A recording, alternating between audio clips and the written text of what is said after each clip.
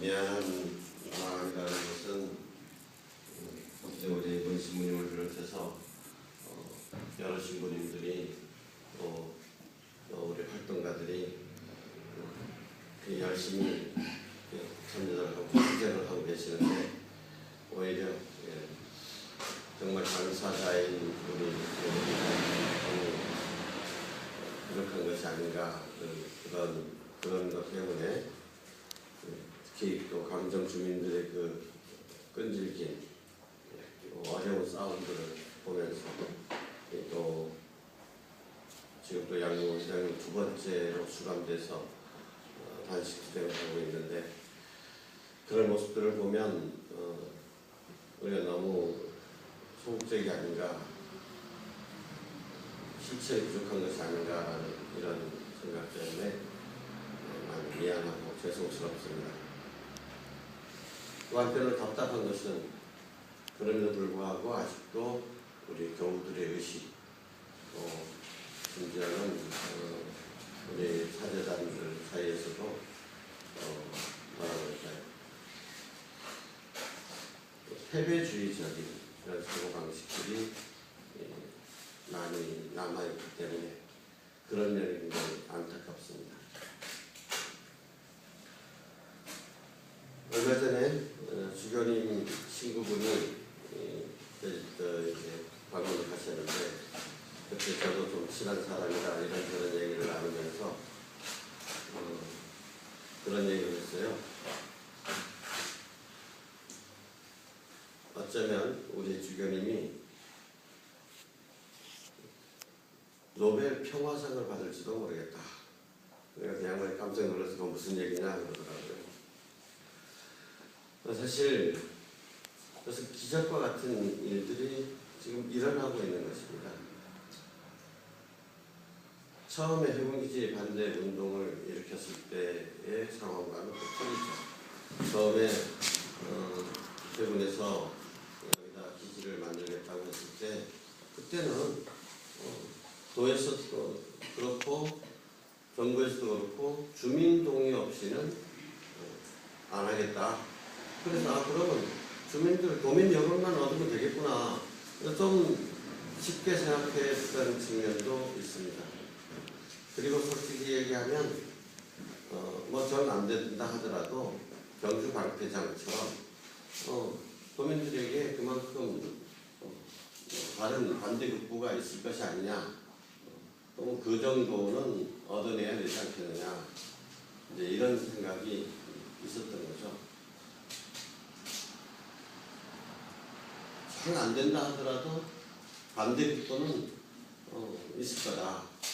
이걸 통해 가지고 우리가 하나 해군기지 때문에 잃는 것이 있다 하더라도 그 반대 극부를 통해서 교육비라든지 복지 문제라든지 의료 문제라든지 이런 문제들을 획기적으로 우리 제주도를 발전시킬 수 있는 계기가 될 것이다.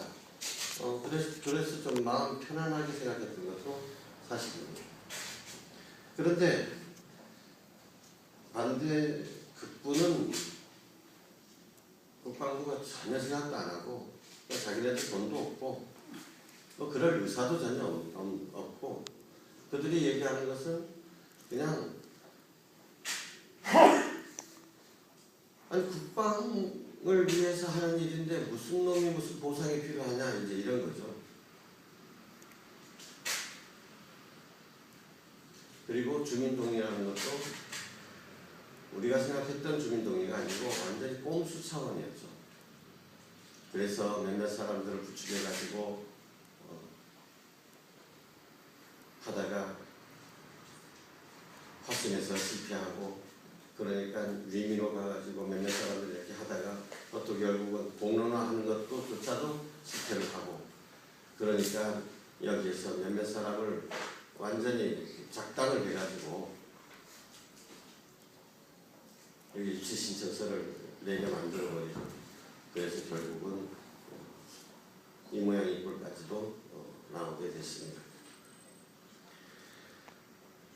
그런데 이렇게 반대 투쟁을 진행을 해가는 과정에 있어서 이제는 정부가 워낙 자신들이 했던 이야기들 그리고 우리 제주도민들이 기대했던 것.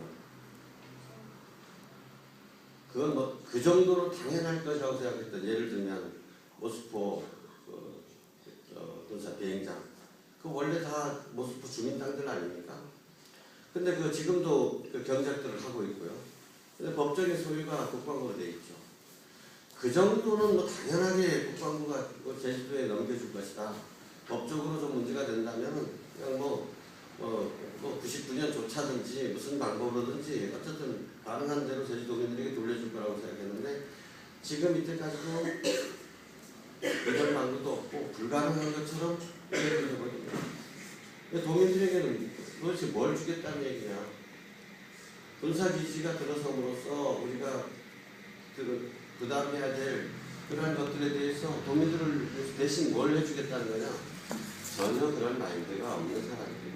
워낙 또 뻔뻔스럽기 때문에 주민 동의 없이는, 이게 국방부 장관 입에서도 수차례 나왔던 얘기고 이명박 입에서도 나왔던 얘기거든요. 주민 동의 없이는 진행하지 않겠다. 근데 그들이 지금 하는 얘기는 뭡니까? 강정 주민들이 동의를 했다라고 하는 거죠. 그렇게 빡빡 웃깁니다. 그리고 지금 이렇게 뚫려나오는, 지금까지 계속 그냥 멈추면서 공사를 추진하고 있습니다. 자, 그러면 많은 사람들이 그렇게 생각하는 것도 당연한 것입니다. 물건을 갖다 우리가 무슨 힘이 있냐. 그저 지져보는 거 아니냐.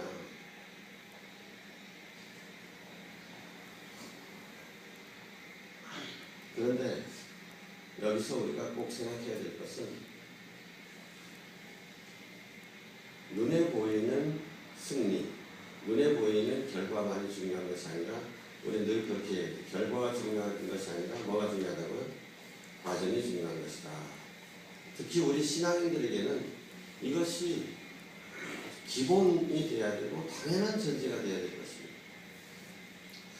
문신부님의 투쟁, 대표적으로 예를 들어 문신부님 싸워서 이겨본 것이 몇 번이나 됩니까? 있어요. 뭐가 있죠? 대표적인 것이 사대강, 새만금. 이겨봤어요? 부안 핵폐기장. 맞다. 부안 핵폐기장. 그래요. 근데 신부님도 조금 문제가 있어요. 부안 핵폐기장은 성공했대. 그래서 핵폐기장은 어떻게 됐습니까? 부안에서만 핵폐기장. 그렇죠. 지금 영덕 삼척이 난리가 나. 그래, 그 대신 뭐 부안이 안 됐다. 다른 데 가서 해버리면 그 무슨 부안에서는 성공했다 할지라도. 그래서 이 길위의 신부님이라고 하지만 지팡이 휘둘러 봤자 당장 우리 눈에 보이는 것은 거의 없습니다. 근데 우리 신부님 왜 그러십니까?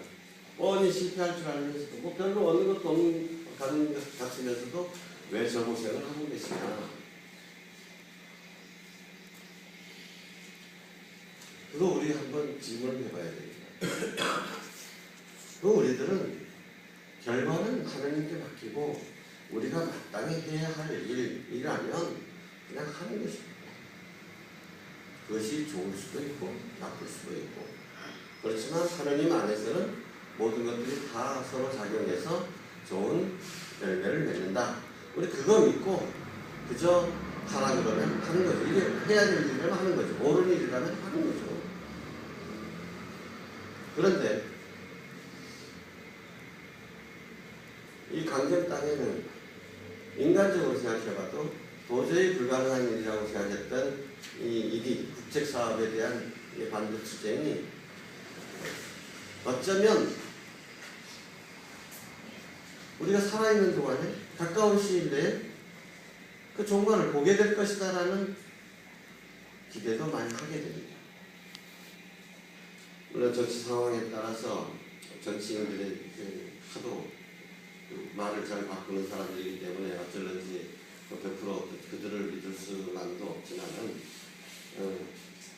절박한 정치 현실 때문에 야당이, 오당이 합식해가지고 다 반대하지 않았습니까? 그런데 요즘 야오당이 총선에서 대승을 거두고 대선에서도 정권 교체가 일어날 수 있겠다라는 희망을 우리가 갖게 됐잖아요. 그러면 예를 들면 우리 안철수는 모르겠습니다만 문재인 이사장 같은 경우에 제주도 몇 차례 방문해가지고 제주도민들의 정서 왜 안 되는지에 대해서도 충분한 이해를 갖고 계시고 또 어떻게 하면 도와줄 수 있을까도 고민했던 분이십니다. 그래 이분이 만약에 된다면 가능성은 점점 더 커지는 거 아니냐. 정말 계란으로 바위치기라고 생각했던 그 일들이 정말 바위에 금이 가기 시작했다. 그 금이 보이기 시작했다. 어쩌면 조금만 더 힘이 쓰면 바위가 무너질지도 모르겠다. 계란의 힘, 물의 힘, 민중의 힘, 기도의 힘, 이것이 우리 눈앞에 모습을 보일 수도 있겠다. 이런 희망을 갖게 만들었습니다. 만일에 그렇게 된다면 이거는 한국 민주화 운동 사상 가장 큰 이정표가 될 것입니다. 핵 폐기장과 군사기지는 생각하기에 따릅니다만은 아주 근본적인 차이가 있습니다. 차원이 다릅니다. 핵 폐기장을 반대했을 때 거기는 뭐 그냥 지형적인 문제라든지 지역 주민 문제라든지 여러 가지 민주적인 절차라든지 이런 것들을 내세울 수 있었지만 지금 우리나라에서 가장 큰 깨뜨릴 수 없는 큰 벽이 바로 안보 논리 아닙니까? 안보 논리. 우리 신자들 가운데서도 어딘가 그래. 군인은 있어야 될 거 아니냐. 기지는 있어야 될 거 아니냐. 이런 것들을 어떻게 깨볼 수 있느냐. 근데 이것이 깨뜨려진다면 이거는 진짜 노벨 평화상을 넘어서는 일이다. 엄청난 사회적인 변혁을 가져올 수 있는 위대한 승리가 될 것이다. 이렇게 기대를 하게 되는 것입니다. 그런데 그것은 우리가 그냥 굿이나 보고 떡이나 먹을 일이 아니죠.